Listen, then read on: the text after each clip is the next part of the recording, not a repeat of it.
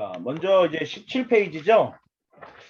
17페이지부터 이제 우리가 1단원입니다. 1단원은 예배의 원리예요. 예배의 원리가 이제 뒤에 보면 두 가지가 있는데 한 번씩 한번 볼게요. 자, 19페이지 보시면 먼저 이제 교회가 뭘까? 이거 먼저 이제 우리가 살펴보죠. 교회가 헬라어로 에클레시아라고 하는데 이제 모인다라는 뜻이라는 거예요. 그래서 한자어로는 또 교회 이렇게 하죠. 한자어로는 교회 이렇게 하니까 교가 뭐예요? 가르친다라는 거잖아요. 가르침을 받기 위해 모였다라는 거예요. 그게 이제 교회인 것이죠. 그래서 교회가 무엇인가라는 질문에 한마디로 대답한다면 예배 공동체라는 거예요. 그러니까 이런 공동체에 대한 그런 인식이 우리가 이제 이 예배 교회라는 말에 깔려 있는 거죠. 모임이 전제되어 있다라는 얘기를 우리가 할 수 있어요. 자, 20페이지 보세요. 밑에 쪽에 보시면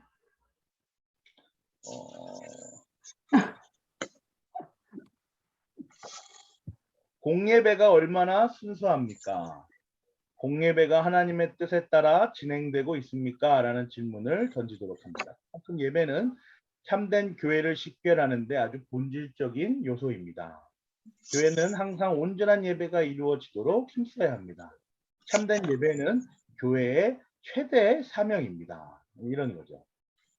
그래서 이제 21페이지 보면 교단이 있어요. 교단 보시면 우리는 어디죠? 합신. 우리는 합신이죠, 합신. 우리는 합신이에요.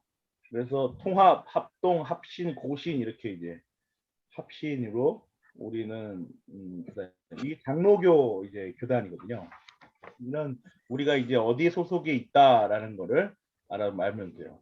그다음에 22페이지 보시면 이제 교단마다 헌법이 있어요. 이 헌법 너무 힘들었어요, 저. 강도사 시험 보려면 이거 이제 봐야 되거든요. 이거 막 외워서 이제 외우는 공부는 너무 힘든 거예요. 24페이지 보세요. 예배에 대한 기초 지식들을 조금 더 쌓아가 봅시다. 이제 이런 말이죠. 예배를 한자어 그대로 표현하면 절하여 예를 표하다 이런 뜻이에요. 그래서 거룩하고 성스러운 대상에 대하여 존경하는 뜻을 가지고 절을 함이라고 정의합니다. 그래서 영어 사전의 worship은 초월적 존재나 힘 혹은 거룩한 존재에 대하여 그를 높이고 존경으로 다가가는 것, 적절한 행위나 의식으로 경배하는 것으로 정의합니다. 이런 거예요. 그러니까 예배라는 단어는 기독교만 있는 표현이 아닌 거죠. 그러니까 예배는 교회에서만 드리는 게 아니에요. 이게 참 그래요. 이게 칼빈이 이야기한 인간에게는 종교성이 있다라는 말이 이 말이거든요. 이제 종교심이 있어서 예배를 항상 드리려고. 근데 이제 그 예배가 뭐냐는 거죠. 예배는 그래서 인류 보편적인 현상이라는 거예요. 인류 보편적인 현상이라는 거죠. 그런데 예배가 또 부르더라. 대표적인 것이 여호와의 이름을 부르더라라는 표현도 있고 또 시편에서는 여호와의 이름을 찬송하라라고 표현하기도 합니다. 그죠? 또 섬기다라는 표현도 있죠. 서비스라고 하죠. 월십, 서비스. 그죠? 그래서 엎드리다, 절하다, 굴복하다 이런 뜻도 있다는 거예요. 그런데 이게 아주 중요한 건데 25쪽 보세요. 흔히 두 번째 예배를 우리가 드리는 것만 생각해요. 우리 예배 드린다 그러죠. 하나님께 예배를 드린다 이렇게 말하잖아요. 근데 하지만 예배는 우리가 드리기 이전에 하나님의 찾아오심에서 시작한다는 거예요. 이게 되게 중요해요. 하나님이 찾아오셔서 우리를 부르시는 거예요. 이거 부르더라 이거예요. 그런데 그럼 예배를 드린다는 건 무슨 뜻입니까? 이렇게 말할 때 우리는 뭐라고 말할 수 있냐면 하나님께서 우리를 부르시고 찾아오시는 것에 대한 반응이다. 이렇게 말합니다. 반응이다. 예배를 드린다는 것은 창조주 하나님에게서 하나님의 그런 부르심과 찾아오심에 대한 반응이에요. 그래서 하나님께서 우리를 찾아오심에 대한 반응이 예배입니다. 우리에게서 출발하는 것이 아니라 하나님으로부터 출발합니다. 예배는 하나님이 이미 하신 일, 지금 하고 계신 일, 이제 하신 일에 대한 우리의 반응입니다. 이런 관점에서 볼 때 예배란 우리가 뭔가 드린다는 개념이 아니라 오히려 이미 받은 복의 근거예요. 어떤 복이죠? 부르시고 찾아오신 복이에요. 택하신 자들을 부르시고 찾아오신 복의 근거에서 그 받은 것을 다시 돌려드리는 거예요. 이게 예배라는 거예요. 그래서 여기 보시면 이제 개역 한글판하고 개역 개정판이 있는데 개역 개정판이 더 정확하다고 이렇게 이분이 이야기하시죠. 뭐냐면 예전에는 신령과 진정으로 예배드리려 할지니라 이렇게 말했어요. 그죠? 예전에는 그렇게 말했어요. 신령과 진정으로. 근데 이게 이제 그 표현보다는 더 신학적으로 바른 표현이 영과 진리로 예배를 드린다 해서 개역 개정 성경을 쓰는 거 아니에요? 이게 어떤 차이가 있냐면 신령과 진정으로 드린다라는 말을 할 때는 뭐가 강조되는 것 같아요? 우리가 드리는 정성이 더 강조되는 거예요. 신령과 진정으로 드린다. 이게 더 강조되는 거죠. 근데 영과 진리로 드린다라고 할 때는 어떤 게 강조돼요? 영과 진리를 통하여 드린다.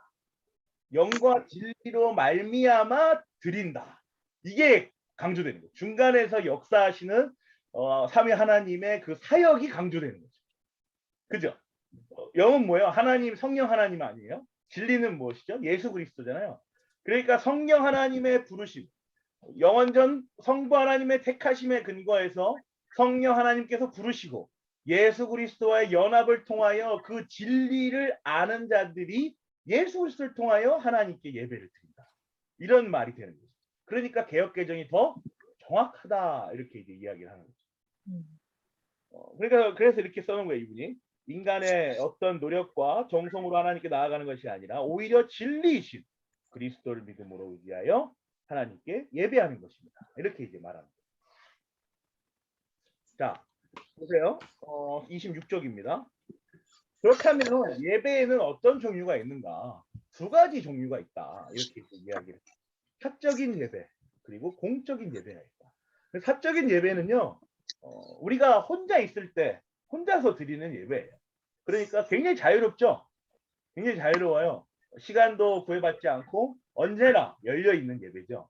그래서 찬양도 혼자 드릴 때 있고 혼자서 집에서 기도할 때 있고 말씀을 볼 때가 있고 이런 여러 가지의 그런 신앙 영적인 행동들을 이제 다 개인적인 사적인 예배라고 이렇게 드리는 거예요.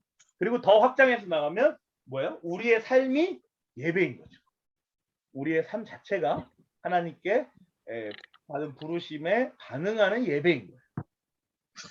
그렇다면 이제 그렇게 사적인 예배에 있어서는 이거는 자유롭게 그렇게 인도하는데 공적인 예배가 있어요. 공적인 예배. 교회가 함께 모여서 드리는 예배가 있는 거죠. 주일에 드리는 예배, 평일 중에 교회가 정한 날에 모여 드리는 예배, 그 밖에 공적으로 모여서 드리는 예배.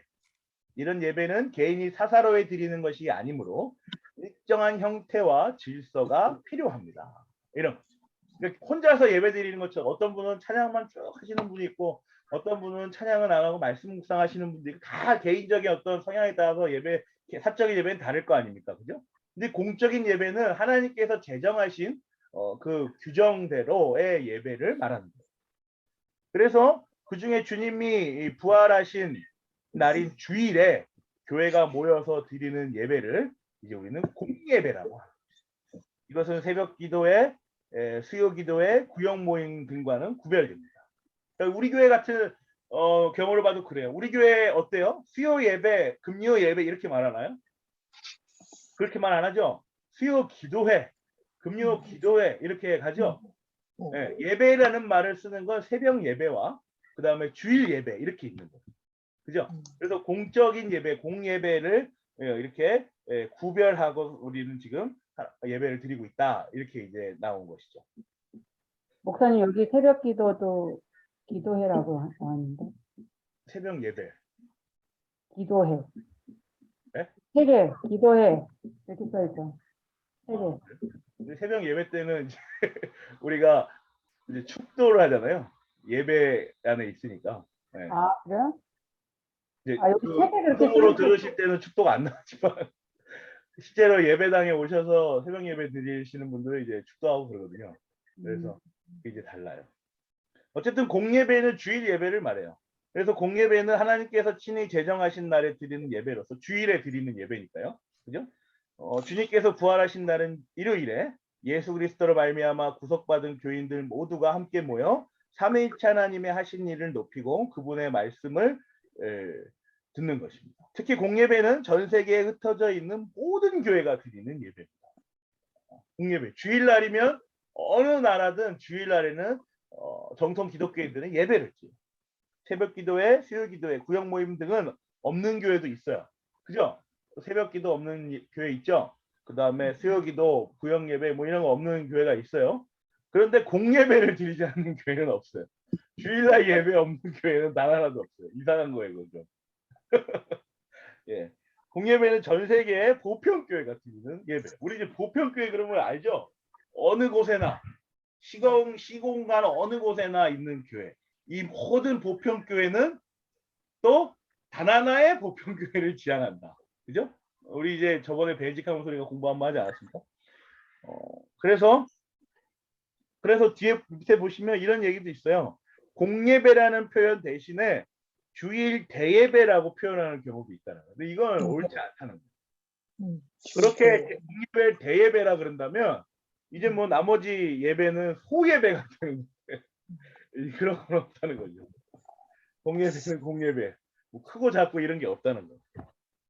우리 교회는 어떻게 말합니까? 아예 그냥 객관적으로 명시적으로 그냥 주일 난 예배 이렇게 말하죠. 그 안에 이제 공예배의 성격이 있는 거예요. 주보 보시면 우리는 주일 난 예배 이렇게 그냥 하거든요. 네. 그러니까 딱 그냥 그렇게 명시적으로 목사님이 그냥 그 공예배의 성격을 전제하고 그렇게 말씀하시는 것이죠. 그래요. 그 다음에 또 보시면 29쪽 보세요. 공예배가 중요한 이유는 크게 세 가지로 말할 수 있습니다. 먼저 성경이 명령하고 있기 때문입니다. 창세기 4장 26절 보시면요. 제가 준비했습니다. 안 나와 있더라고요. 네. 창세기 4장 26절 이거예요. 셋도 아들을 낳고 아이의 이름을 에노스라고 해요. 이거 다 보이시죠? 네.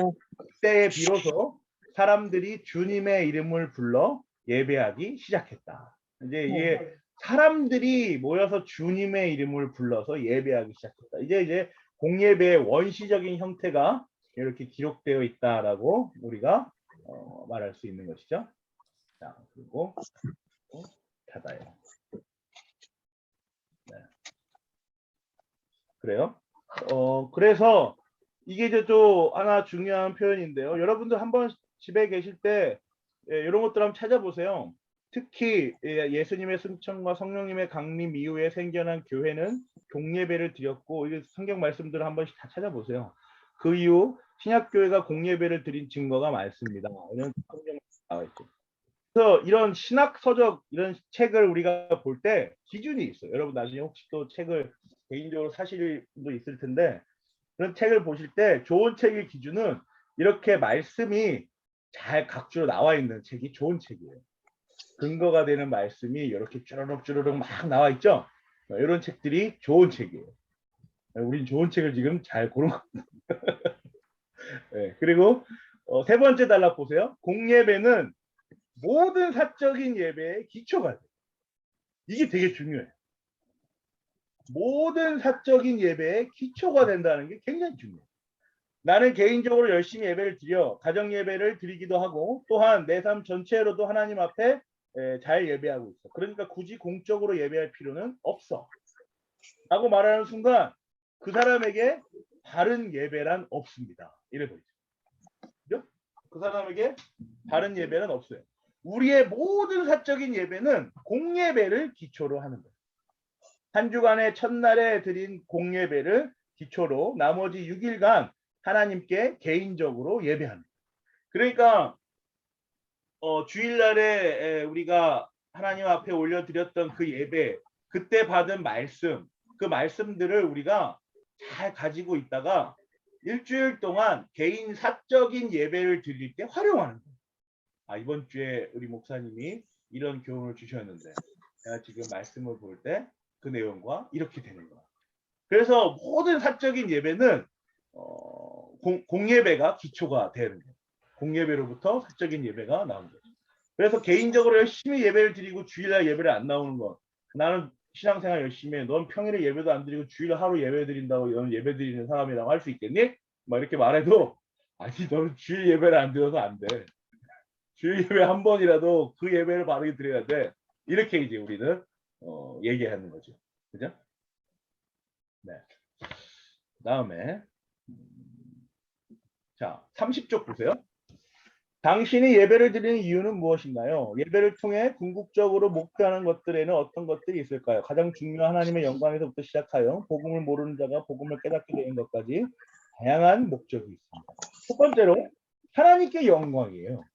예배의 가장 중요한 목적은 하나님께 영광입니다. 웨스트민스터 대교리 문답 제1문답이 이렇게 말해요. 사람의 제일 되고 가장 높은 목적은 무엇입니까? 사람의 제일 되고 가장 높은 목적은 하나님께 영광을 돌리며 그를 영원토록 즐거워하는 것입니다. 이게 가장 중요한 목적. 예배의 가장 중요한 목적입니다. 자, 보세요. 사람의 가장 제일 되고 높은 목적 이렇게 말하고 내 예배를 여기 연결시키잖아요. 이 말은 무슨 말이에요? 우리 성도의 정확한 말 성도인데 성도의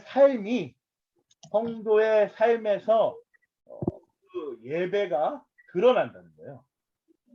이해하시죠?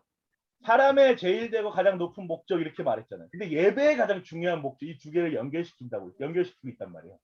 사람의 삶 가운데 예배가 이 두 가지의 가장 큰 목적이 하나님께 영광인데 결국 성도에게 있어서 삶은 예배라는 거죠. 그게 딱 또 숨어 있는 거죠. 자, 두 번째로 은혜를 받으며 예배를 통해 예배의 주도권자이신 하나님께 영광이 되며 그 다음으로는 예배에 참여하는 성도들에게 은혜가 됩니다. 예배를 통해 하늘의 신령한 은혜를 공급받아서 말씀 안에서 자라갑니다. 예배를 드리는 이유는 우리가 말씀으로부터의 은혜를 받기 위함이죠. 또 세 번째로 말씀을 아는 지식의 성장이에요. 예배는 한편으로 배움의 자리입니다. 예배를 통해 우리는 하나님의 말씀을 배웁니다. 예배의 각 순서는 말씀으로 이루어져 있기에 말씀을 배울 수밖에 없습니다. 오른쪽 주보 그림을 볼까요? 이제 이렇게 나온다는 거예요. 예배의 부름. 부름은 뭐예요? 예배에서의 부름에서 선포되는 말씀을 통해 우리의 택하시고 부르신 복음을 듣습니다. 이게 뭐예요? 아까 우리가 처음에 말했던 하나님이 우리를 부르시고 찾아오신다는 거잖아요. 이게 부름이에요. 예배 부름. 그러면 이제 목사님이 앞에서 말씀을 읽으시고 그 다음에 이제 예배가 시작되는 걸 알리는 거죠. 그게 뭐예요? 이제 우리의 반응이 시작되는 거예요. 예배가 딱 그렇게 하나님의 말씀으로 우리를 부르셨다라고 하나님의 말씀을 목사님이 딱 읽지 않습니까? 그리고 그 다음부터 이제 피아노 반주가 나오고 그 다음부터 이어지는 모든 순서들은 우리의 반응이 이렇게 올려드리는 거죠. 그러면서 십계명을 들으면서 하나님의 언약의 말씀을 배우고 하나님께서 우리에게 요구하신 윤리가 무엇인지를 배우는 거죠. 하나님의 말씀이다. 십계명이 하나님의 말씀이다. 그리고 내가 스스로 그 말씀을 도대체 지켜낼 능력이 없다. 그래서 내 스스로에게서 내 내면에서 이 계명들을 지켜낼 능력이 없다라는 것을 내가 알았으니 외부에서 어떤 존재가 이것을 해줘야 한다. 그게 예수 그리스도다라는 거죠. 근데 우리가 다 지킬 수 없지만 그래도 그러면 10가지 계명을 우리가 완전히 삶에서 무시하고 이렇게 뒷전으로 해야 하는가? 그럼에도 불구하고 10가지 계명들을 최대한 잘 지켜낼 수 있도록 우리가 삶의 지침이 되어야 된다라는 거죠. 이게 십계명의 의미죠. 죄의 공적인 고백. 이제 죄를 고백하는 거예요. 모두가 함께 드리는 고백이에요. 그러니까 이게 어떤 고백이냐면 우리가 다 모여가지고 너는 무슨 죄를 지었니? 말해봐. 너는 무슨 죄를 지었니? 말해봐. 뭐 이런 느낌보다는 어떤 느낌이냐면 우리가 다 한자리에 모여서 각자가 이 공적인 예배 아래에서 하나님께 자신의 죄를 회개하는 거예요. 이게 어떻게 가능해요, 여러분? 이게 왜 가능하죠? 우리 이렇게 못해요. 이게 예수 그리스도로 가능한 거예요. 원래 이 상태에서 십계명을 읽으면 그 즉시 죽는 거예요. 그 즉시 죽는 거예요. 그 선의 빛에 의해서 악의 그 죄가 드러나 살아갈 수가 없는 거죠. 그런데 예수 그리스도께서 중보자 되셔서 우리가 우리의 죄를 바로 다이렉트로 하나님께 고백하고 용서해 주십시오라고 말할 수 있는 거예요. 예수 그리스도께서 그 가운데서 화해시켜 주셨잖아요. 중보하여 주셨잖아요. 이런 거예요.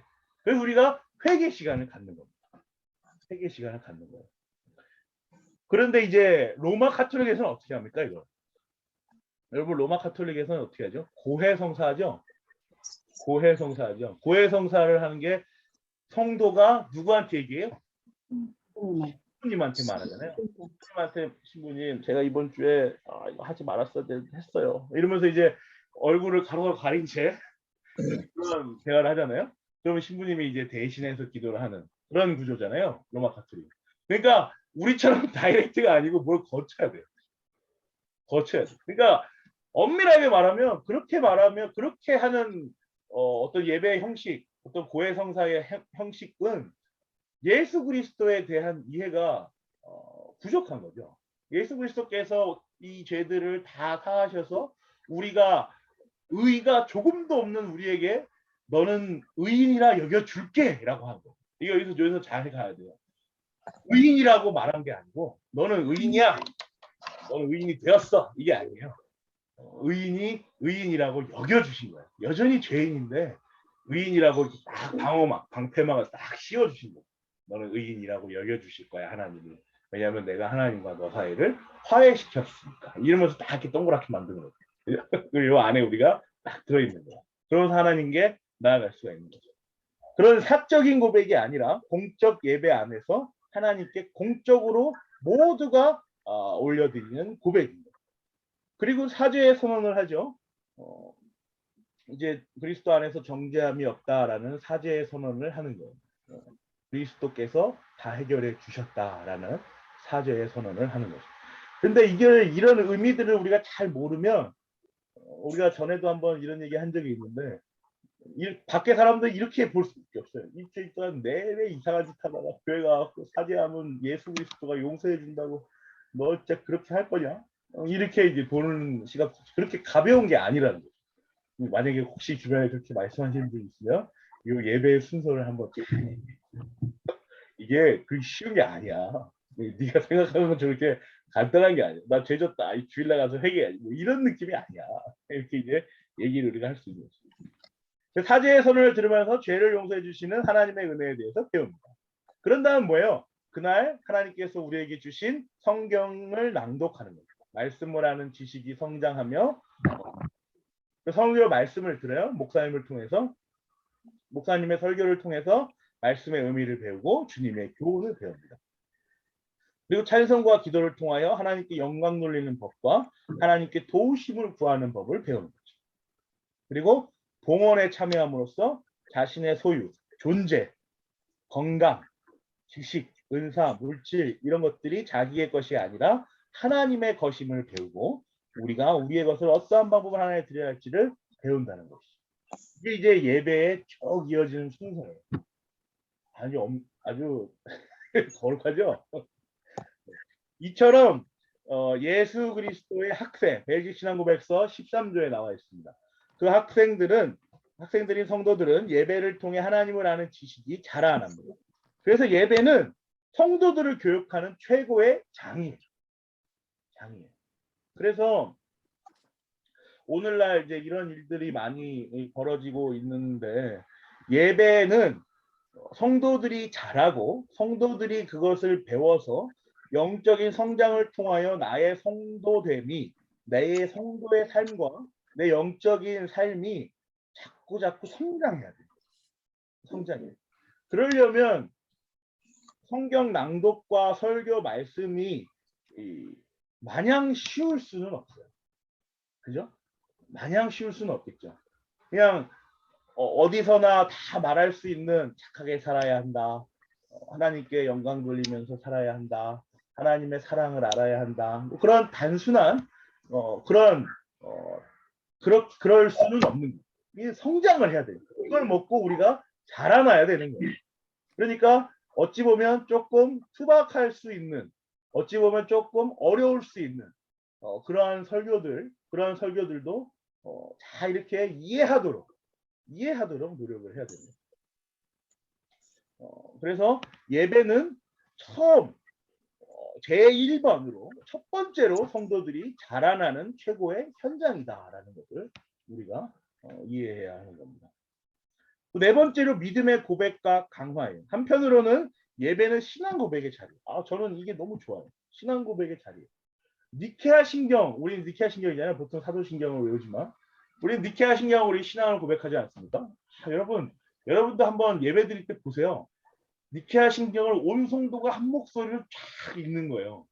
그게 우리의 신앙을 하나로 쫙 모으는 거거든요. 니케아 신경에 있는 기록들 하나하나를 내가 말씀으로 받고 내 신앙이다라는 것을 고백하고 내 의지적 결단으로 이걸 이렇게 하나님 앞에서 말한다, 고백한다라는 거잖아요. 아주 참 너무 좋지 않습니까? 신앙 고백의 자리라는 거예요, 예배가. 복음 밖에 있는 자들이 예수 그리스도를 구주로 고백하여 교회의 지체가 되고, 그렇게 교회의 지체가 된 자들이 이제는 매 주일 예배의 자리에 참여하여 신앙 고백을 하고 하나님을 찬송하는 일이 예배를 통하여 계속되는 것이죠. 이런 점에서 예배는 믿음을 고백하고 믿음을 강화하는 것을 이제 목표로 하는 겁니다. 예배의 믿음을 고백하고 믿음을 강화한다는 건 어떤 의미겠어요? 나에게 있는 하나님의 주신 이 절대적인 믿음이 잘 드러나서 이게 내 스스로에게 내 삶 속에서 확인되도록 자꾸 이렇게 훈련을 하는 것이죠. 그래서 예배를 참석할수록 우리의 믿음이 자꾸 그렇게 드러나서 성장하는 거예요. 예배를 게을리할수록 우리의 믿음은 보이지 않는 거죠. 예배를 게을리하면 내가 믿음이 있는지 가졌는지 주셨는지 어쨌는지가 보이지 않는 거예요. 도무지 만져지지도 않는 거죠. 예배는 그런 현장이다. 또 5번이에요. 32쪽. 믿음 안에서의 하나됨. 예배를 통해 성도의 교제가 이루어집니다. 하나는 동일한 신앙 고백이 있습니다. 하나의 신앙 고백을 소유한 자들이 함께 모여 예배할 때 성도의 교제가 시작됩니다. 그렇게 시작된 성도의 교제는 믿음 안에서 더욱 하나가 됩니다. 예배를 통해 교회의 일치를 이루어 가는 것입니다. 동일한 말씀 선포와 한 빵과 한 포도주에서 비롯된 성찬에 참여함으로 교회의 하나됨이 더욱 분명해집니다. 그러니까 이제 동일한 말씀 선포는 우리가 하나의 말씀으로부터 나오는 말씀이니까요. 우리가 알죠. 한 빵도 뭐냐면 이게 한 빵에서 우리가 보통 이제 교회들이 카스테라로 이제 성찬식을 하지 않습니까? 그게 커다란 한 카스테라에서 잘 익는 거잖아요. 배분이 되는 거잖아요. 그러니까 그게 하나인 거예요. 그 하나의 빵을 예수 그리스도의 몸으로 받고 우리가 모두가 그걸 떼어 먹는 거죠. 포도주도 하나의 큰 항아리 안에 있는 거죠. 거기서 모두가 다 분잔을 해서 다 하나씩 그걸 떼어서 마시는 겁니다. 6번 믿지 않는 자의 중생과 회심. 예배는 기본적으로 구원받은 자들이 드리는 거예요. 이게 되게 중요해요. 예배는 기본적으로 구원받은 자들이 드리는 거예요. 이게 어떤 의미냐면 예배 가시적 교회 안에는 알곡도 있고 가라지도 있지 않습니까? 그런데 모두가 예배를 드리는데 가라지도 예배 드리잖아요. 근데 구원받은 자 아닌데 쟤도 예배 드리는데 이건 어떤 말이에요? 이런 거거든요. 우리가 예전에 한번 우리 창세기 설교할 때 한번 제가 다룬 적이 있는데 가인과 아벨 생각하시면 아벨의 제사는 받으셨는데 가인의 제사는 안 받으셨어요. 둘 다 예배 드린 거예요. 둘 다 하나님한테 예배를 드린 거예요. 가인도 예배를 드린 거고 아벨도 예배를 드린 거예요. 그런데 하나님이 아벨만 흠양하시죠. 아벨만 기쁨으로 받으시죠. 가인 건 안 받으시죠. 엄밀한 의미에서 가인은 예배를 드린 게 아니에요. 왜냐하면 부르시고 찾으신 적이 없는 거죠. 부르시고 찾으신 게 아니에요. 아벨은 어때요? 부르시고 찾으셨어요. 그래서 아벨이 반응으로써 예배를 올려드린 거예요. 이게 교제가 영적 교제가 이루어진 거죠. 그런데 가인은 그렇지 않은 거예요. 부르시고 찾지 않았는데 나는 예배 드려야지. 하나님 있는 것 같은데 예배 잘 드리면 되겠지. 이 예배를 드린 거예요. 그런데 다르죠. 근데 어떻게 다르죠? 예배 드린 방법이 다르잖아요. 가인은 그냥 드렸다 그러지만 아벨은 맛배의 기름기를 드렸잖아요. 맛배의 기름기를 드렸죠. 그 배우지도 않은 그 시절에 그 맛배의 기름기를 아는 거예요. 어떻게 알아요? 하나님이 부르셔서 찾아오셨으니까 성도의 그 모습이 있는 거예요. 우리는 모르지만 있는 거죠. 레위기 전 아닙니까? 그죠? 그러니까 그 뭐 맛배가 중요한지 기름기가 뭐 이런 거 모른단 말이에요. 근데 그 방법을 아는 거예요. 예배를 드릴 줄 아는 거죠. 그래서 제 개인적으로는 좋아하는 제가 이제 좋아하는 표현인데 예배는 드릴 줄 아는 거예요. 예배는 드릴 줄 아는 거예요. 왜냐하면 능력 아무나 드릴 수 없는 거예요. 예배는 하나님께서 부르신 자들만 드릴 수 있는 거예요. 그런 거죠. 그래서 그러나 예배에는 복음에 관심을 가진 사람, 교회로 초청받은 사람과 함께 참여합니다. 구도자만을 대상으로 하는 예배는 바람직하지 않으나 예배에 그러한 사람들이 참여하는 것은 항상 열려 있어야 하며 너무나 당연한 일입니다. 그렇죠. 우리가 누가 알고 있는지 가라지인지 모르잖아요. 교회에 여러분들이 이제 오시잖아요. 그죠? 매주마다 우리가 잘 모르시는 분들도 오시죠. 그분들이 알곡인지 가라지인지 그걸 우리가 판단할 수가 없는 거잖아요. 그죠? 뭐 알곡이고 뭐 이렇게 할 수가 없는 거란 말이에요. 그러니까 그분들이 누가 오면 누구든지 오면 반겨주는 거야. 왜냐면 가라지라 그러고 내쫓을 수는 없는 거 아니에요. 그죠? 알곡 가라지를 모르지만 넌 가라지니까 나가 이게 아니잖아요. 하나님이 너를 예배자로 부르실 수도 있으니 우리와 함께 예배를 드리자. 그리고 우리가 초대해주고 받아주고 함께 예배를 드리는 거예요. 근데 그러면서 같이 예배를 드리는 거예요. 그런데 그 안에서 우리는 알지 못하지만 하나님께서 영원전 택하신 자가 있고 하나님께서 영원전 유기하신 자가 있고 그런 거죠. 어떤 교회는 100명이 예배 드리는데 다 택하신 자가 있을 수가 있고 어떤 교회는 100명이 예배 드리는데 다 유기된 자가 있을 수도 있고 어떤 교회는 100명이 예배 드리는데 막 섞여서 예배 드릴 수도 있는 거예요. 이건 모르는 거죠. 그죠? 네. 또한 예배에는 복음을 듣고 일정 기간 교회에 출석하였으나 아직 거듭나지 않은 이들이 있습니다. 또 아직 초신자들도 있죠. 그죠? 이들에게 예배는 복음이 선포되는 시간입니다. 복음을 들을 수 있는 기회이죠. 하나님의 부르심을 들을 수 있는 기회, 하나님이 찾아오심을 경험할 수 있는 기회라는 거예요. 예배를 통해 전도가 이루어지는 말씀도 있죠. 예배를 통해 아직 거듭나지 않은 사람들, 아직 복음을 알지 못하는 자들이 복음을 깨닫고 거듭나 회심하는 놀라운 일이 일어납니다. 이것이 예배가 목표로 삼는 또 다른 중요한 부분입니다. 이런 경우 우리 정말 많잖아요. 그냥 이끌려서 교회 왔는데 그날따라 목사님의 말씀이 내 삶에 너무 잘 적용이 되고 목사님께서 하시는 말씀이 그걸로 나에게 위로가 되고 여기 있으니 내 마음이 너무 편하다. 하나님이 날 부르신 건가? 교회 온 데가 단 한 번도 해본 적 없는데 한번 그냥 가볼까 하고 온 것뿐인데 뭐 이런 사람들 경험 우리 정말 많이 듣지 않아요? 그죠? 그러면서 그분들이 이제 이런 거듭남, 회심 이런 경험을 하는 거예요. 자, 그리고 33쪽 보세요. 교회가 1번 하나님이 원하시는 예배하는 공동체가 되기 위해서는 삼위일체 하나님이 예배 받으셔야 할 타당한 타당성을 비롯하여 예배하는 개인들과의 관계에 대한 신학 이해를 정확히 할 수 있도록 교육을 해야 한다. 교회는 성도들이 하나님을 어떻게 믿을 것인가에 대한 교육에 앞서서 하나님을 어떻게 예배하면서 섬겨야 하는지를 깨닫도록 교육해야 하며 이게 중요하죠. 하나님을 어떻게 예배하면서 섬겨야 하는지를 깨닫도록 교육한 다음에 어떻게 믿을 것인가를 얘기하라는 거예요.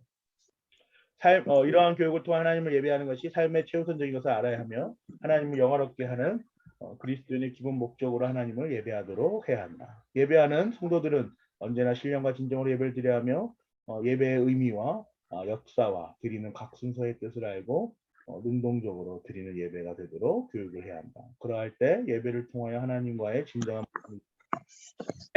삶 속에서 깊이 자리 잡게 될 것이다. 이런 거예요. 자, 이런 이제 일반적인 이야기를 한 다음에 이 책은 어디로 지나가냐면 이제 예배의 두 가지 원리로 가요. 사실 요 얘기하려고 지금 계속 이렇게 얘기한 거예요. 예배의 두 가지 원리를 이제 얘기하는데, 첫째로 규정적 원리예요. 이제 이런 용어들을 이제 우리가 익숙하죠, 좀. 규정적 원리. 뭐냐면 뭔가가 예배를 규정하고 있다는 거예요. 뭔가가 예배를 규정하고 있다는 거예요. 뭐가 규정할까요? 성경이 가르치는 방식대로 예배해야 된다는 원리. 성경이 규정한다는 거예요. 예배를 성경이 규정해요. 이 원리는 성경 곳곳에서 발견할 수 있는데, 하나님의 영이신 예배는 영과 진리로 예배할지니라는 말씀에 잘 나옵니다. 예배는 성령으로 진리 안에서 드리는 겁니다. 성령 안에서는 뭐예요? 성령님을 의존해서 드리는 거예요. 그죠? 인간의 의에 의존하는 것이 아니라 성령님 안에서 그리스도의 공로만 힘입어 예배하는 거예요. 진리 안에서. 우리가 하나님께 예배 드릴 때는 진리인 하나님의 말씀이 지시하는 예배의 요소만을 사용해야 하고, 성경적 근거가 없는 것들은 제거해야 한다. 다시 말해 성경의 방법을 따라 예배해야 하는 것. 이 진리 안에서 예배해야 됩니다. 그래서 쭉 이제 규정적 원리를 가르치는 성경 구절들이 나와요. 자, 35쪽. 아론의 아들 나답과 아비후가 각기 향로를 가져다가 여호와께서 명령하시지 아니하신 다른 불을 담아 여호와 앞에 분향하였더니 불이 여호와 앞에서 나와 그들을 삼키매 그들이 여호와 앞에 죽은지라. 그죠? 이 뭐예요? 중요한 게 여호와께서 명령하시지 않은 다른 불을 담았다는 게 중요한 거죠. 이게 규정이라는 거예요. 분명히 규정해 놓으신 거예요. 나답과 아비후가 죽은 이유는 그들이 다른 불로 제사를 드렸기 때문에. 이 다른 불은 불법적인 불이라는 뜻이에요. 그러니까 다른이 아니라 틀린 거라는 거예요. 다른 게 아니라 틀린 거예요. 하나님께서 예배하라고 하는 방식이 아닌 자기들 나름대로의 방식으로 예배를 드렸다. 밑에 두 사람이 보기에 아무리 좋아 보이는 예배가 하더라도 하나님이 보시기에는 아주 불쾌할 수 있다는 사실을 생각해야 합니다. 예배를 드린다고 다 받으시는 것이 아니라 하나님의 방법대로 드려야만 하나님께서 받으십니다. 그럼 그다음에 제2계명에 나타난 규정적 원리. 10계명 중 1계명부터 4계명 예배와 관련된 계명이죠. 1계명은 뭐예요? 예배의 대상. 나 외에는 다른 신을 섬기지 말라. 1계명이죠. 예배의 대상이에요. 2계명은 뭐예요? 예배의 방법이에요. 예배의 방법. 우상 숭배하지 말라. 예배의 방법. 그러니까 나를 어떤 형상화하지 말아라. 이런 거거든요. 그러니까 1계명하고 좀 다르죠. 그 다음에 3계명은 예배의 태도예요. 망령되이 걷지 말아라. 그죠? 망령되이 걷지 말아라. 그래서 4계명은 뭐예요? 예배의 시간이죠. 안식일을 거룩하게 지키라. 이거죠. 예배에 대한 얘기를 이제 여기서 하고 있는 거죠. 자, 그래서 35쪽 밑에 보세요. 많은 경우 1계명과 2계명이와 똑같이 하나님 외에 다른 신을 섬기면 안 되는 것으로 생각합니다. 하지만 2계명은 하나님 외에 다른 신을 섬기지 말라는 명령이 아닙니다. 하나님을 우상의 형태로 섬기지 말라는 명령입니다. 하나님을 눈에 보이는 형상으로 만들지 말고 그렇게 만든 것을 향해 절하지 말라라는 명령입니다. 36쪽 보세요. 그렇다면 왜 하나님을 형상화하면 안 될까요? 왜 안 돼요? 하나님 영이시기 때문이에요. 그러니까 형상으로 표현하는 순간 하나님을 왜곡하게 됩니다. 왜 우리는 왜곡할 수밖에 없을까요?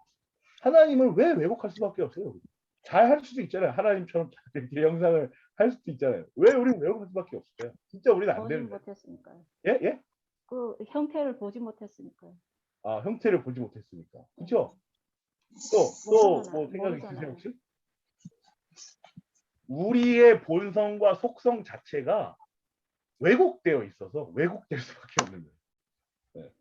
우리의 본성 자체가 예를 들어 선글라스를 까만색 선글라스를 까만색으로 보이잖아요. 그런 것처럼 우리가 까만색을 쓰고 있기 때문에 까만색으로밖에 표현이 안 되는 거예요. 우리의 본성 자체가 왜곡되어 있죠. 타락한 본성이니까. 그래서 이제 우리는 이게 왜곡될 수밖에 없는 거예요. 하나님을 형상화하여 예배하지 말라는 말은 다른 말로 하면 하나님을 예배할 때 하나님께서 하라고 하신 방식대로 하라 이 말이에요. 내가 하라는 대로 좀 해라 이런 거죠. 그러므로 제2계명 하나님을 섬기되 하나님이 명령하는 방식으로 섬기라는 계명입니다. 하나님이 정하신 방법대로 하나님을 바르게 예배하라라는 계명. 이 계명에서 규정적 원리가 나옵니다. 이 계명에서. 그러니까 이 규정적 원리는 이 계명에서 나옵니다. 이 계명에서. 예배에 있어서 규정적 원리 보세요. 하나님은 예배의 태도와 동기에서 대하면서만이 아니라 방법에 대해서도 관심을 가지십니다. 사람들은 자꾸만 새로운 예배 방법을 만들어내려고 합니다. 하나님께서 받으실 만한 예배를 드리기보다는 사람들이 좋아할 만한 예배로 바꾸려고 합니다. 그렇게 하면 하나님이 기뻐하실 거라고 오해합니다. 하나님이 받으실 만한 예배여야 돼요. 왜냐? 하나님이 부르시고 찾아오셨습니다. 그런데 우리는 우리가 좋아하는 스타일의 예배를 자꾸 개발하고 이게 좀 더 세련되고 이게 좀 더 익숙하고 사람들에게 현대적이야 막 이러면 자꾸 이제 그런 시도들을 하는 거죠. 하지만 우리는 반드시 하나님께서 성경에서 예배하라고 명령하신 방법대로 예배해야 됩니다. 오직 하나님의 말씀만이 예배의 원리와 형태와 내용을 제공해 줍니다. 참된 예배는 성경에서 규정됩니다. 이런 거죠. 밑에 보세요. 제일 밑에 쭉. 우리는 개인적으로는 얼마든지 하나님을 예배할 수 있어요. 이때는 어떤 형식이 요구되지 않아요. 마음대로 자유롭게 할 수 있어요. 그러나 공적으로 교회가 함께 모여 예배할 때는 규정적 원리를 따라가요. 이게 차이점이에요. 개인적으로 드릴 때는 본인이 하고 싶은 대로 하시면 돼요. 서라운드 찬양 팍 말씀 팍 하고. 저도 요즘에 이 뭐 이렇게 스피커 같은 게 있는데 이 기가진이 요즘에 신기해요. 뭐 설교할 본문 같은 거 데살로니가전서 1장 이러면 빵 이러면서 갑자기 사운드가 빵 하고 노래가 나오면서 하나님이 말씀하시면 이제 말씀이 들려요. 되게 좋거든요. 그럼 정말 좋아요. 이거 그 자유롭게 하는 거예요. 자유롭게. 그런데 이제 공예배는 그렇게 하면 안 된다라는 거죠. 37쪽 보시면 규정적이지만 자유로움. 자, 이런 전통을 편협하다고 생각하는 사람이 많아요. 아, 교회는 너무 이상해. 보수적이야. 아이, 빡빡하고. 무슨 규정. 그냥 자유롭게 하자. 이렇게 말하시는 분들 진짜 많잖아요. 너무 딱딱하고 강압적이고 표현의 자유를 억압한다고 생각합니다. 하지만 오해. 규정적 원리는 오히려 그리스도인의 자유를 지켜줘요. 이 원리를 우리가 알아야 돼요. 자유란 우리의 마음대로 행하는 방종하고는 구별돼요. 자유와 방종은 엄연히 다르잖아요. 그죠? 자유란 성경 안에서의 자유예요. 자유란 성경 안에서의 자유. 그래서 제가 청년회 있을 때 저번에도 말씀드린 게 있는 것 같은데 송영훈 목사님이 말씀하신 제가 청년일 때 기찻길에서의 기차 같은 거. 기찻길에서는 기차가 어때요? 앞으로 갔다 뒤로 갔다 막 자유롭게 왔다 갔다 하잖아요. 얼마나 자유로워요. 근데 기찻길에서 기차가 벗어나면 어떻게 되죠? 더 이상 기차가 아니죠. 이제 기차가 아니에요. 탈 수가 있는 거예요. 방종이 되는 거예요. 그러나 기찻길 안에서는 막 다닐 수가 있어요. 멈춰도 되고 가도 되고 막 시속 200km로 가도 되고 막 가도 되는 거예요. 이 자유라는 거예요. 그리스도인은 하나님 말씀 안에서 참된 자유를 누릴 수가 있습니다. 그래서 그 기찻길 안에 있는 기차처럼 그리스도인은 하나님 말씀 안에서 자유를 누릴 수 있다. 그래서 이 말이 어떤 의미냐면요. 그래서 안전하고 건전하다는 거예요. 그 말씀이 기준이 되기 때문에. 기찻길에서 기차가 기찻길에 붙어 있는 게 얼마나 안전합니까? 벗어나면 그야말로 위험하잖아요. 근데 기찻길에 붙어 있는 동안은 얼마나 안전해요. 얼마나 포근해요. 기찻길이. 그죠? 그런데 기찻길이 벗어나면 위험한 거죠. 그것처럼 그리스도인이 하나님의 말씀 안에서 참된 자유를 누릴 수 있다는 말은 그래서 건전하고 안전하다는 거예요. 그래서 바르다. 바르다라고 말할 때는 여기서 그런 말들이 이제 쭉 나오는 거죠. 하나님께서는 공식적인 예배에서는 명확하게 지시해 주지 않으셨으므로 각 시대의 모든 교회는 그들의 정황과 지혜에 따라 적절한 순서를 마련해서 예배할 자유가 있다. 규정적 원리를 강조한 칼뱅이지만 자유를 또 강조한 거예요. 종교개혁자들도 어떤 특정한 하나의 예배 방식만을 주장하지 않았어요. 다양성을 함께 강조했습니다. 성경적 예배를 강조하면서도 비본질적인 면에 있어서는 각 교회와 회중의 자유를 존중했어요. 웨스트민스터 표준 문서들을 살펴보면 이 사실을 잘 엿볼 수 있는데 예배 순서를 획일적으로 정하지 않아요. 그러니까 우리 예배 순서 여기 앞에 있잖아요. 이 예배 순서를 획일적으로 다 이렇게 해. 이런 게 아니에요. 이렇게 안 했다는 거예요. 순서와 형식이 아니라 그 예배의 요소들이 다 들어가 있는지, 그 예배의 요소들과 예배의 본질들이 다 예배 안에 녹아 있는지, 그게 중요한 거지. 그 순서들 그런 거 그렇게 다 중요하지 않다. 38쪽 보세요. 이런 게 이제 재밌어요. 종교개혁사에 나타난 규정적 원리. 이제 다 성격이 나타나는 건데 로마 카톨릭은 뭐 성경에서 명령한 거 외에도 교회가 자기적으로 뭔가 더 하나 뺄거막지만 마음대로 자기적인 거죠. 그죠? 루터파 교회는 어때요? 성경이 하지 말라고 한 것이 아니면 모든 것이 허락돼요. 굉장히 자유로워요. 그래서 허용이 많아요. 루터파는 자유로워야 돼. 그러면서 이제 다 하죠. 그래서 뭐 댄스도 있고 드라마도 있고 막 그래. 루터파들은 굉장히 좋아. 그래서 여러분들 아프리카에 루터파 교회가 많아요. 그것도 신기하죠. 제가 있었던 마다가스카르도 있잖아요. 로마 카톨릭이 제일 많고 그다음에 루터파가 많아요. 아프리카 친구들 굉장히 자유롭죠. 루터파는 뭐야? 이단이에요? 아니면 아니, 그냥 우리랑 그 교회 정치가 다른 거예요. 아, 그다음에 우리는 개혁파 교회죠. 네. 우리는 개혁파 교회예요. 하나님께서 말씀에 명령하신 방식으로 예배해야만 한다. 어떤 것도 더하거나 빼서는 안 된다. 그죠?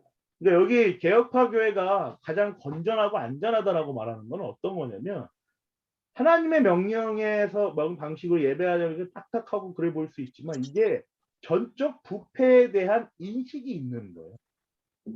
우리가 우리 마음대로 했다가는 이거 이상해진다. 그러니까 이 질서에 따라서 해야 된다. 이 얘기를 이제 하는 거예요. 그래서 이 뒤에 옆에 좀 나오죠. 이렇게 엄격하게 해야 하는 이유에 대해 칼뱅은 뭐라 그래? 타락한 인간 속에 남아있는 종교의 씨앗은 인간을 참다운 하나님의 인도하기보다는 자기 욕구에 따라 하나님을 만들기 때문에 모두가 어머니의 뱃속에서부터 우상을 만들기 전문가로 준비되어 태어나기 때문에 칼뱅 선생님은 너무 무서워요. 그죠? 예. 자, 그다음에 대화의 원리 40조 대화의 원리예요. 이제 두 번째인 대화의 원리를 살펴보겠습니다. 또 다른 중요한 원리는 대화의 원리입니다. 예배는 하나님과 그분의 백성 간의 교제이자 대화예요. 아까 말씀드린 것처럼 예배가 시작될 때 예배 부름이부터 우리의 반응이 시작된다 했잖아요. 예배는 하나님과 회중이 인격적으로 교제하는 시간이에요. 예배를 통해 하나님이 우리에게 말씀하시고 말씀을 받은 우리가 다시 하나님께 말씀을 드립니다. 그게 신앙 고백이고 그게 결단인 거죠. 그죠? 그래서 설교 이후에 니케아 신경이나 사도신경을 외우는 교회도 있어요. 여기 상관없어요. 네, 굉장히 자유롭죠. 왜냐하면 설교를 듣고 우리가 그 성경을 말씀으로 받고 우리의 하나된 신앙을 모두가 고백합니다. 이러는 거예요. 그건 상관없어요. 자유롭게 합니다. 자, 예배가 대화라는 사실은 누가복음 24장 50절 53절에 잘 나타냈습니다. 이건 뭐냐면 축복하다, 찬송하다라는 게 같은 말이라는 거예요. 그래서 밑에 보시면 예수님이 제자들에게 복을 주었더니 제자들이 하나님께 복을 돌려드렸다라는 뜻입니다. 여기에서 대화의 원리를 찾을 수 있습니다. 41조 예배가 대화의 이유는 언약에 있습니다. 언약이란 창조주 하나님께서 자신을 낮추셔서 피조물 인간에게 찾아오십니다. 하나님은 그 백성을 먼저 찾아오십니다. 찾아오시는 하나님에 대해 백성들은 반응합니다. 이때 하나님이 먼저 찾아오신다는 점을 생각해야 돼요. 하나님 주도의 언약이란 하나님이 먼저 우리를 찾아오신다.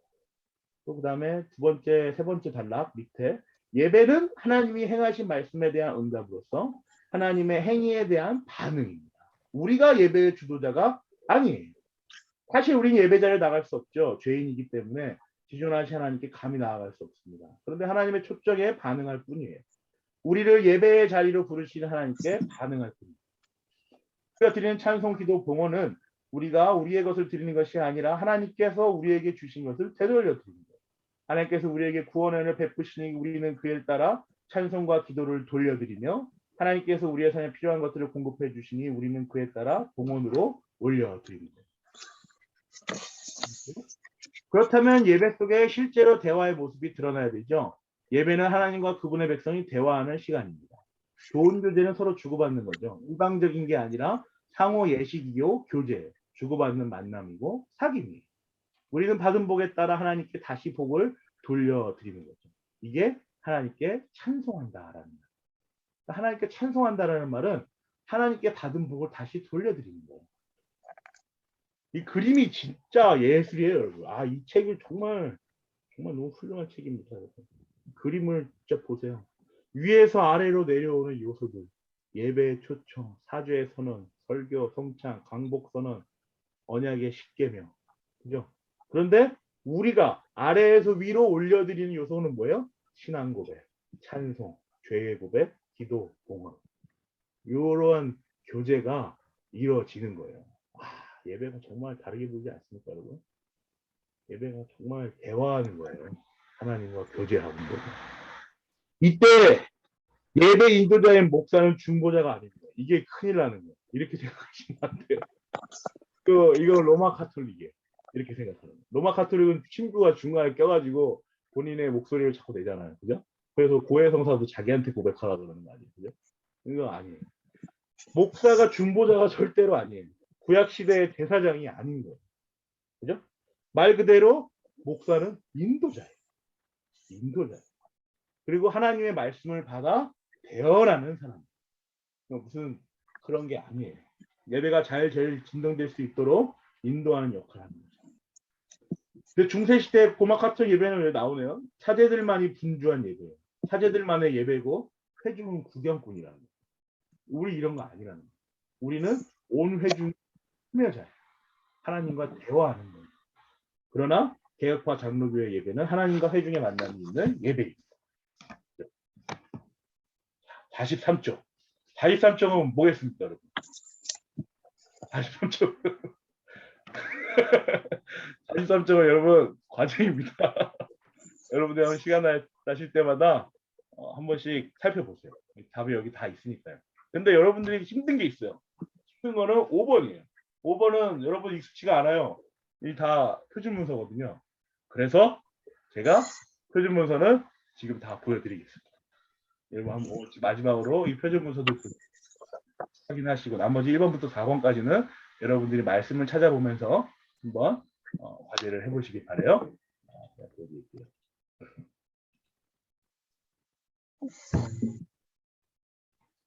자, 벨직 신앙고백서 7조 앞부분이에요.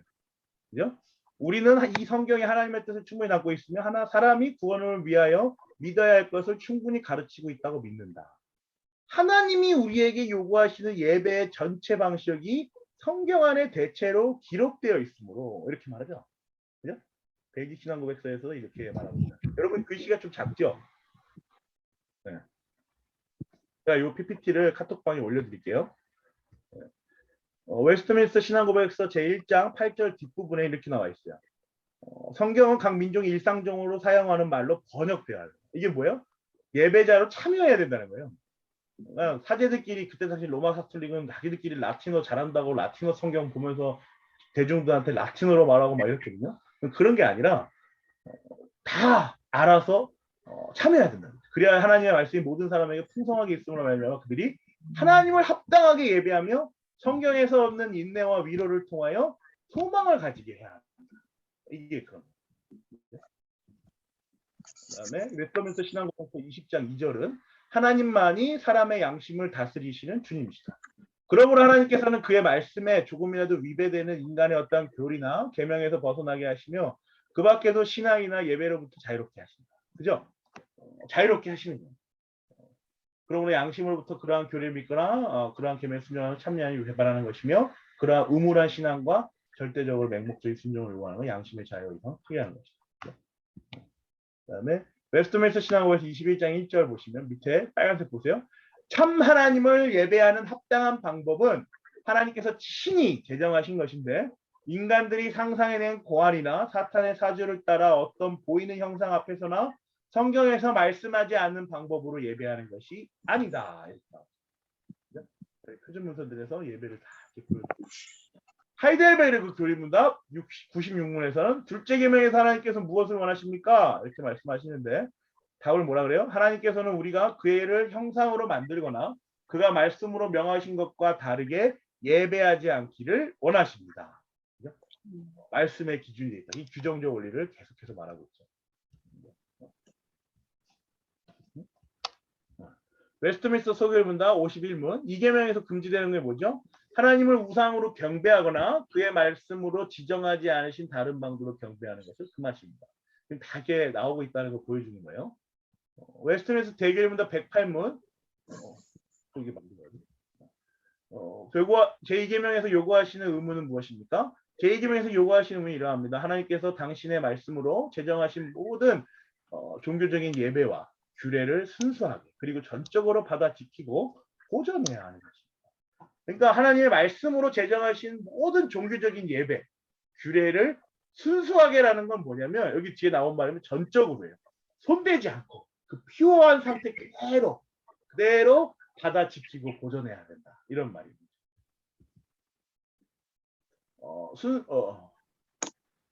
대교의 구문은 뭐예요? 제2계명에서 금하시는 죄는 무엇입니까?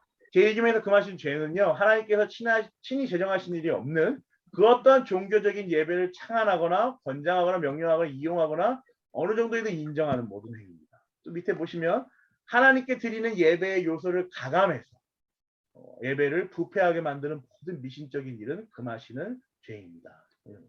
그러니까 예배의 요소가 있잖아요. 그런 것들을 마음대로 가하거나 감해서 더하거나 빼서 마음대로 이렇게 하면 안 된다. 그런 내용을 표준 문서들이 계속해서 보여주고 있죠. 이거는 여러분들이 찾기가 어려워서 PPT로 만들어서 카톡방에 공유를 하겠습니다. 그래서 오늘은 이렇게 끝이 났어요. 다음 주는 이제 2단원인데요. 2단원부터는 여러분 미리 보신 분은 알겠지만 이분이 아주 성실하게 책을 쓰셔가지고 막 영어 원문도 막 갖다 넣어놨어요. 제가 열심히 공부하겠습니다. 예, 그래서 예, 다음 주부터는 이제 영어도 같이 보실 수 있다는 거를 감안하시고 네. 요 질문 있으신가요? 없어요. 예, 학교임 선생님 말씀하세요. 그러면 선택받지 못한 그 사람들 있잖아요. 택함 받지 못한 사람들이 나와서 예배를 드려도 그러면은 하나님이 받지 않으신다면은 네. 그러면 그 사람들은 기회가 없는 건가요? 하나님의 선택받을 기회가? 선택받은 기회는 없죠. 선택은 영원전에 끝났어요. 끝나서 이미 다 작정이 된 거예요. 그게 우리의 시간 안에서 예정되어 풀어져 나와요. 그러니까 아직 태어나지 않은 사람들이 선택과 유기의 어떤 근데 우리는 그걸 몰라요. 이 사람이 택자인지 유기인지 그걸 안다고 하면 이상한 거예요. 그건 집사님. 누가 택자다 유기다 이렇게 말하면 그 사람은 같이 얘기하시면 안 돼요. 모르기 때문에 누가 와서 어떻게 예배를 드리든지 우리는 어떤 마음이어야 되냐면 아 이분도 하나님이 부르셨구나. 하나님이 이 심령을 가난한 심령을 하나님이 부르셨구나. 내가 공동체로서 어떤 위로를 해줄 수 있을까? 요것만 생각해야 하는 거지. 어떤 사람은 보고 아 쟤는 유기됐어. 막 이러면 안 돼요. 그러면 안 돼. 그러니까 우리는 모르기 때문에 하나부터 예배당에 와서 엉망진창으로 막 그래도 아 기다려주고 그게 너무 심하면 이제 우리가 권면하고 교회 안에서 이렇게 공동체적인 발언도 하고 이야기를 해줘야 되지만 그게 심한 정도가 아니고 받아들일 수 있을 만한 정도고 사람이 좀 아직까지 미숙해서 그렇다 이러면 그냥 기다려주고 필요한 걸 도와주고 이렇게 해주는 거예요. 그러니까 우리가 섣불리 택함을 받지 못한 분들인데도 이 교회로 나올 수 있는 건가요? 있죠. 예를 들면 우리가 전에도 얘기했지만 니느웨 같은 사람들 보세요. 막 전심으로 회심했잖아요. 그 사람들. 하나님 우리가 잘못했으면 굵은 배 옷을 입고 난리 났었잖아요. 근데 어떻게 돼요? 다시 돌아가잖아요. 근데 왜냐면 인간에게는 신에 대한 어떤 종교심이 늘 있기 때문에 저도 우리 교회도 마찬가지고 다른 교회도 마찬가지지만 교회에 있다 보면 많은 분들이 왔다 갔다 하세요. 한 번씩. 그리고 곳이 없어서 왔어요. 그냥 여기가 눈에 밟혀서 왔어요. 저 잠깐 기도하고 가요. 뭐 이런 사람들 있어요. 그 사람들이 뭐 유기되는지 선택되는지 저는 모르죠. 근데 와서 뭐 필요한 게 있으신가, 또 기도를 원하시는가, 뭐 이런 것들을 이제 서로 얘기를 한단 말이에요. 교회는 그래요. 그래서 사람들에게는 종교심이 있기 때문에 하나님이 나의 지금 상황을 아실까? 그럼 하나님에게 한번 달려가 볼까? 정말 간절한 사람들은 그런 사람도 많아요. 내가 너무 잠도 못 자겠고 주변의 가족들은 날 도와주는 사람 하나도 없고 날 다 이용해 먹으려고 그러고 막 이런 여러 가지 복잡한 상황에서 내가 도망갈 곳이 그래 저기 십자가 있는 곳 교회 한번 가볼까? 뭐 이런 분들 진짜 의외로 되게 많아요. 그럼 교회로 와서 신앙생활 하시면서 그게 마음이 정리가 되고 안착이 되고 그러면서 이제 하는 거죠. 그러다가 또 떠나실 수도 있고 또 떠나셨다가 다시 오실 수도 있고. 교회는 그런 곳이 열려 있어요. 항상 초청에 열려 있는 곳이. 누구든지 오면 받아주고 이 사람이 자꾸 이단적인 소리하고 이상하게 자꾸 공동체를 흐트러 놓거나 막 이러면 이제 권면하고 또 얘기하고 해야 됐지만 그런 게 딱히 없으면 받아줘야 돼요. 네. 우리가 알 수 없는 겁니다. 지금. 네. 전도를 죽어라 하는데 유기됐을 수도 있네. 예? 전도를 죽어라 하는데 유기됐을 수도 있네. 그거를 우리가 생각할 필요가 없어요. 집사님이 죽었다 깨어도 모르십니다. 저도 몰라요. 심지어 예수님도 몰라요. 집사님. 아, 그걸 부르셨는지 예수님도 몰라요. 예. 예. 우리는 그냥 교회 공동체 안에서 택함 받은 자들이 뭐고 하나님께서 부르신 자들이구나라고 생각하고 사랑해주고 품어주고 기다려주고 그러면 됩니다. 그런 공동체가 안정되면서 잘 위로받고 돌아오고 그렇게 할 거예요. 네. 또 다른 분 없으신가요? 그럼 마치고 기도하겠습니다. 감사합니다. 하나님 오늘 예배 모범 첫 시간 가졌습니다. 하나님께서 저에게 허락하신 이 예배가 정말 저희가 하나님께서 허락하신 가운데 하나님께서 택하신 자들이 올려드리는 예배임을 저희가 또 확인합니다. 하나님께서 부르시고 하나님께서 찾으시고 또 하나님께서 직접 내려오셔서 우리 삶 속에 있는 사람들을 유한한 사람들을 만나 주십니다. 하나님 그 가운데 우리가 하나님께 받은 그 은혜를 그 복을 올려드리는 것이 예배이며 또 하나님과 대화하며 하나님과 교제하며 하나님께 올려드리는 그 찬송 하나하나 모든 것이 하나님께 저희가 그 부르심에 합당한 반응을 하는 것임을 저희가 그 말씀으로부터 또 표준문서로부터 확인합니다. 그리고 무엇보다 우리가 드리는 이 무슨 예배가 하나님께서 말씀하신 규정 아래에서 성경 안에서 나온 것임도 저희가 확인합니다. 하나님 저희가 예배에 관하여 좀 더 엄중하고 좀 더 진지하고 좀 더 진실되게 영과 진리로 예배하는 저희들 될 수 있도록 주께서 인도하여 주시고 또 무엇보다 주일날 모든 공동체가 모여서 예배하는 때에 그 장엄하고 거룩한 그 예배의 모습을 저희가 언제나 생각하며 그 예배 가운데 참여하는 자들로 주께서 인도하여 주시옵소서. 영적 성장을 위하여 달려갑니다. 함께하여 주시옵소서. 감사합니다. 예수님의 이름으로 기도합니다. 아멘. 수고하셨습니다.